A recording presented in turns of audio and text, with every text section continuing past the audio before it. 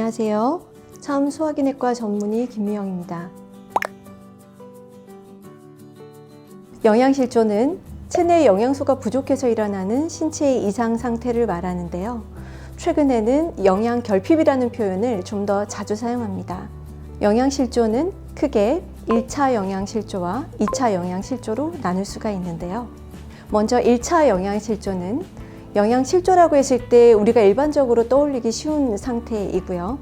주로 식사를 통해서 영양소를 충분히 섭취하지 못해서 발생하는 경우입니다.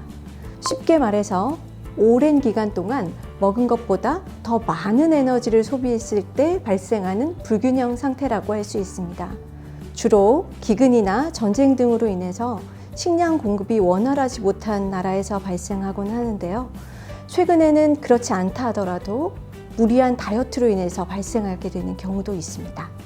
반면에 2차 영양실조는 적절한 영양소가 공급됐음에도 불구하고 급성 또는 만성 질환으로 인해서 체내에서 영양소를 충분히 흡수하지 못해서 영양이 결핍된 상태를 말합니다. 주로 암 환자에서 발생하게 되는 경우가 많은데요. 실제로 국내 암 환자 중에서는 5명 중 1명이 영양실조를 경험하고 이로 인해 사망 위험이 증가한다고 보고가 되어 있습니다. 네, 그럼요. 배부른 영양실조라는 말을 들어보신 적이 있으시죠? 먹는 약이 부족하지 않은 상태뿐 아니라 비만인 경우에도 발생할 수가 있습니다. 칼로리가 충분한 음식을 섭취한다 하더라도 단백질이나 비타민, 미네랄 등 체내에서 필요로 하는 영양소가 균형 있게 섭취되지 않으면 건강한 성인도 영양소가 결핍될 수 있죠. 최근에는 시간이 없기도 하고 또 혼자 밥을 먹어야 해서 식사를 거른다거나 또는 편의점이나 패스트푸드점 등에서 끼니를 대충 때우시는 분들이 많은 것 같습니다. 이런 경우에는 균형 잡힌 식사를 하는 것이 상대적으로 더욱 어렵겠지요. 빵이나 라면, 또 과자 등과 같은 음식들은 대부분 단순당이 많이 포함된 식품이고 빠르게 포만감을 주는 특성이 있으나 영양 불균형 상태를 유발해서 체중 증가뿐 아니라 영양 불균형의 원인이 될 수가 있습니다.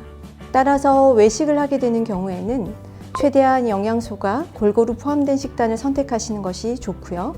비타민이나 미네랄 등 결핍되기 쉬운 영양소를 보충해주는 방법으로 하루에 권장되는 영양소를 골고루 채우실 수 있도록 관심을 가져주시면 좋습니다.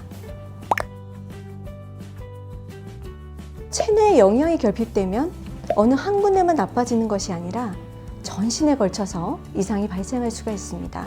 대표적으로 체중 감소와 피로감, 또 무기력 증상이 나타날 수가 있고요.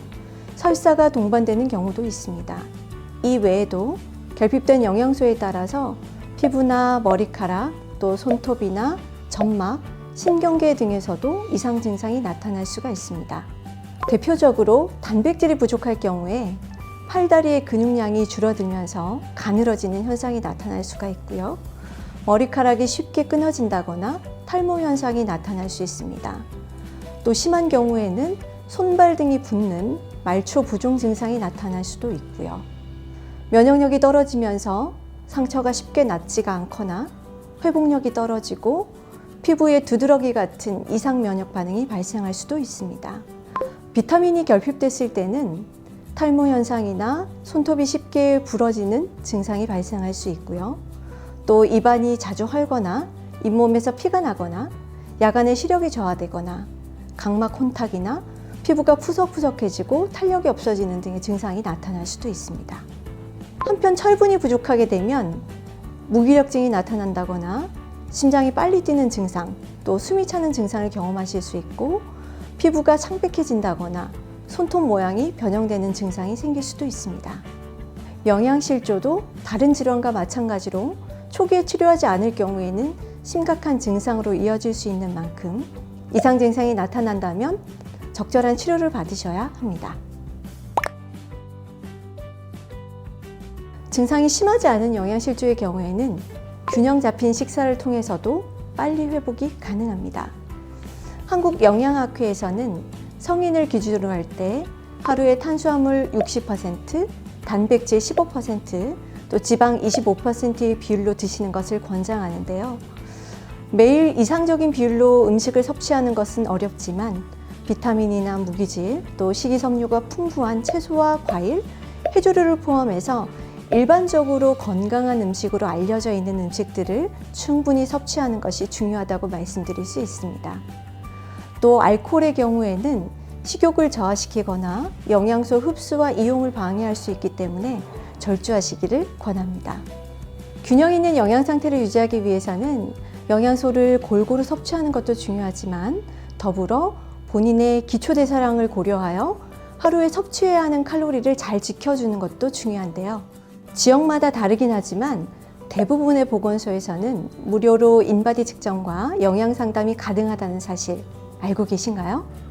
가까운 보건소나 센터를 방문하셔서 본인의 현재 영양 상태를 잘 점검하시고 기초대사량을 확인하셔서 적절하게 식단을 구성하신다면 건강을 유지하는 데 도움이 될 것입니다.